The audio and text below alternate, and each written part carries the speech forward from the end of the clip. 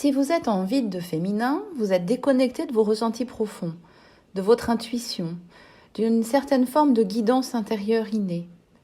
Il est alors nécessaire de mettre en place des stratégies pour réveiller ce flux à tous les niveaux de votre existence. Ceci s'adresse en particulier à ceux qui sont plutôt narcissiques contrôlants et aux alphas. Mais pour les personnes plus équilibrées dans leur polarité, cultiver ces principes permet d'entretenir cette polarité. Voici quelques stratégies que je conseille sur le plan physique pour stimuler la polarité féminine. Apprenez à méditer, allez cultiver ce qui n'est pas dans le corps. Allez ressentir que dans le vide, dans le silence, il existe de nombreuses choses qui bouillonnent. Allez physiquement chercher la paix, le calme et la détente en vous. Vous pouvez également essayer d'être plus attentif aux autres. Touchez les autres avec bienveillance. Habitez vos gestes. Il existe une différence entre serrer la main de manière factuelle pour dire bonjour à quelqu'un de manière automatique et habiter sa poignée de main, c'est-à-dire en investissant son geste d'une parole non verbalisée qui pourrait se traduire ainsi. Bonjour, je suis contente de te voir, j'apprécie ta présence. Vu de l'extérieur, c'est la même poignée de main. Mais ces deux poignées de main ne véhiculent pas du tout la même chose et elles ne seront pas ressenties par votre interlocuteur de la même manière. Elles ne feront pas non plus circuler en vous la même chose. Essayez, vous verrez. Si vous voulez sortir de votre rigidité, il vous faut vous habituer à vivre vos gestes en conscience, à les remplir de vous. C'est pour cela que lors des cours de danse sur ballon, j'utilise des musiques qui vous aident à danser votre geste. C'est-à-dire à habiter votre mouvement de qui vous êtes, de vos émotions, de vos ressentis, par rapport à ce que la musique fait vibrer en vous. Il est même possible d'aller jusqu'à faire de la danse intuitive sur ballon. Les personnes en excès masculin vous servent des gestes qui ne sont pas habités. Ce sont de belles façades. Le geste peut être intentionné, mais il restera mécanique et sans le magnétisme qu'un geste habité peut dégager. Apprenez à accepter vos défauts et vos qualités, car Madame et Monsieur Parfait n'aiment pas les imperfections. Placez-vous parfois dans des situations où vous vous forcez à sortir sans être tiré à quatre épingles, et en vous disant « je suis ok tel que je suis au naturel ». Acceptez de recevoir chez vous, même si votre logement n'a pas fait l'objet d'un rangement et d'un nettoyage poussé jusqu'à la dernière minute pour que tout soit nickel. Retrouvez les bienfaits de la douceur, de la tendresse et de la détente. Écoutez des musiques de relaxation. Je sais que vous détestez ça. L'idée ici est de vous donner de la matière pour habiter vos gestes. Et ces musiques vont stimuler des moments d'émotion en vous. C'est ça que vous n'aimez pas. C'est pour cette raison que je propose dans ma pratique d'accompagnement des soins manuels qui non seulement sont prévus pour mobiliser et libérer la suspension hydropneumatique, les chaînes musculaires et les articulations, mais qui stimulent en vous le principe féminin en utilisant des gestes habités, presque magnétisés. Ces soins se font tout en douceur. Plus ils sont doux et lents, plus vous en ressentez les effets au plus profond de vous. Que ce soit par la musique ou par l'approche manuelle, vos cordes sensibles sont peu à peu touchées. Et au fur et à mesure, vous allez ressentir en vous quelque chose de plus doux. Les grands rigides ont tendance à dire qu'ils n'aiment pas ce genre d'approche qui les endort et qui les amène à se sentir tout mou. Ce n'est pas de la mollesse, mais un flux d'énergie féminine qui est en train de monter pour rééquilibrer le tout. Quand ils passent le cap de la sensation déroutante et encore inconnue, ils y prennent goût et s'aperçoivent que cela leur apporte effectivement un équilibre au quotidien dont ils n'étaient jusqu'alors pas conscients. Ils s'épuisent moins et découvrent ce que se ressourcer signifie vraiment. Il vous faut apprendre à laisser quelqu'un d'autre que vous prendre soin de vous. Laissez quelqu'un d'autre faire à votre place. Se laisser toucher par le masseur, se laisser faire en laissant le thérapeute mobiliser votre corps dans tous les sens, sans chercher inconsciemment à résister au mouvement ou à aider le thérapeute dans ses mouvements ou à comprendre ce que le thérapeute veut faire. Laissez-vous toucher, laissez-vous envelopper, laissez-vous emmener. Le flux masculin aurait dit beaucoup le corps. Ces personnes vivent dans une crispation musculaire permanente et inconsciente. Je les vois arriver à mon bureau avec une carapace musculaire puissante qui les entoure. Travaillez votre souplesse par les étirements, mais aussi par le chant, la danse et les activités physiques non structurées. Essayez de vous habiller le plus souvent possible avec des vêtements décontractés. Les personnes avec un flux masculin prédominant ont toujours tendance à être parfaitement habillées sur leur 31. C'est tout à fait génial de pouvoir se rendre séduisant, présentable et prendre soin de soi. Mais dans ce cas-là, cela prend des proportions envahissantes. Si jamais le matin, à la machine à café, ces personnes se font une toute petite tache sur leur beau chemisier, c'est le drame.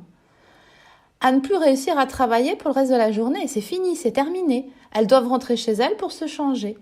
D'ailleurs, vous découvrirez sûrement qu'elles ont toute une panoplie de vêtements et de chaussures de rechange dans un coin de leur placard de bureau, au cas où cela se produit. Et je vous invite à apprendre à lâcher un peu à ce niveau-là. Toujours dans la même direction, travaillez sur votre état d'esprit, ouvrez-le.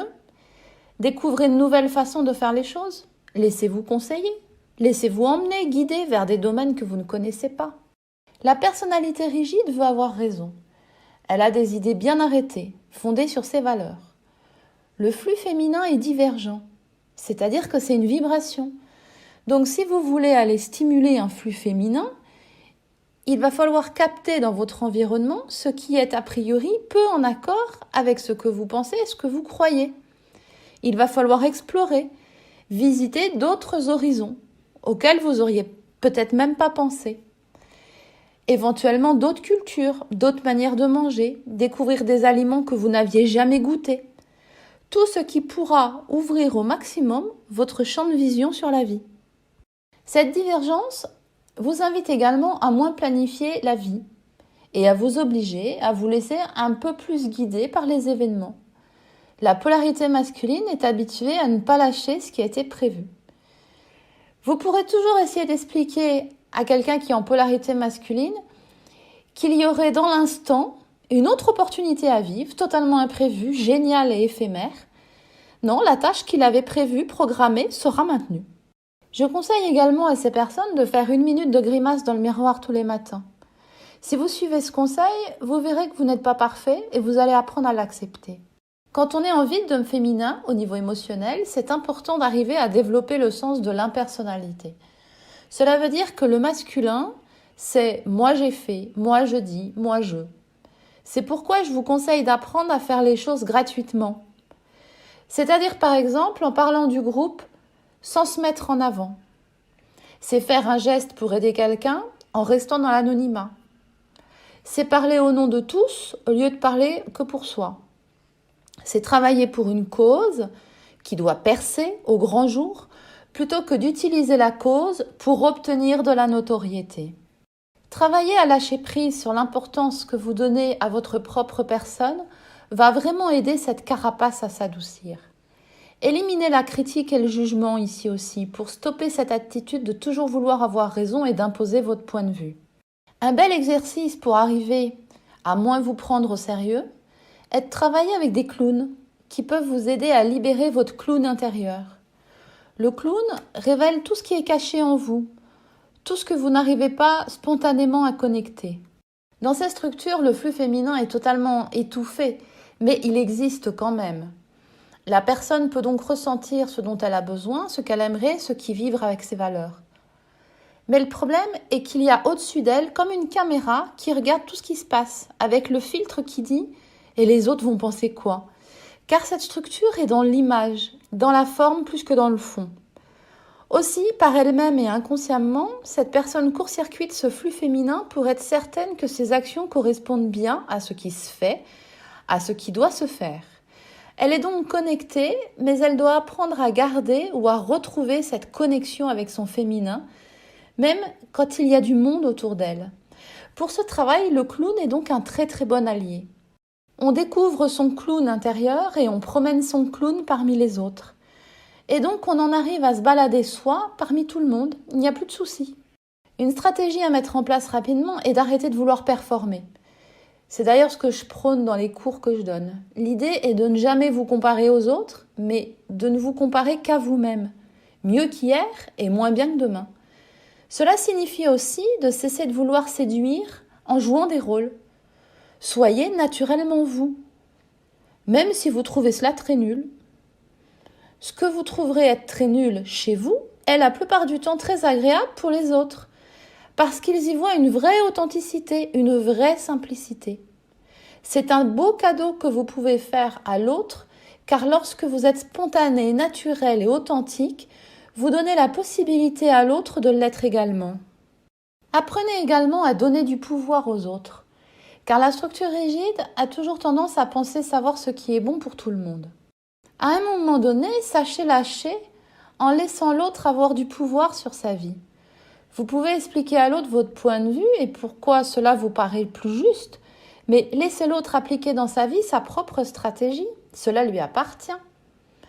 Parce que vous reconnaissez à l'autre le pouvoir d'avoir une action sur sa vie, une action positive, même si elle ne correspond pas à vos valeurs et à vos envies. Cela veut dire, pour un rigide, qu'il lui faut vraiment lâcher beaucoup de choses. Lâcher cette rigidité de « moi je sais ce qui est bon pour toi », que ce soit avec vos enfants ou en couple. Aussi, cela permet à ces personnalités d'apprendre à respecter les autres et à les aimer sans condition.